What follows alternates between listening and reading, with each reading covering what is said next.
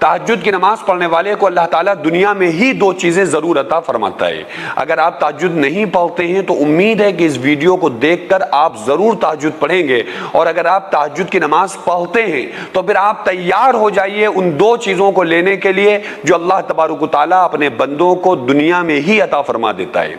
آخرت میں تو بہت ساری فضیلتیں، بہت ساری نیکیاں، بہت سارے فضائل ہیں تہجد کی نماز کے جو اللہ تبارک و تعالیٰ بندوں کو انعامات عطا فرمائے گا،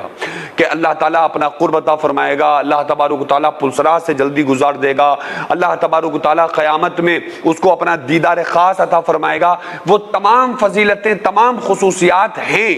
لیکن دنیا میں جن چیزوں کے لیے بندہ پریشان رہتا ہے وہ دنیا میں بھی چیزیں ملتی ہیں، لیکن افسوس کہ ہمیں پتہ نہیں ہے، جن لوگوں کو پتہ ہے وہ اس کو پڑھتے نہیں ہیں، تو اس لیے بڑے مسئلے آپ کے حل ہو سکتے ہیں صرف تہجد کی نماز پڑھنے سے۔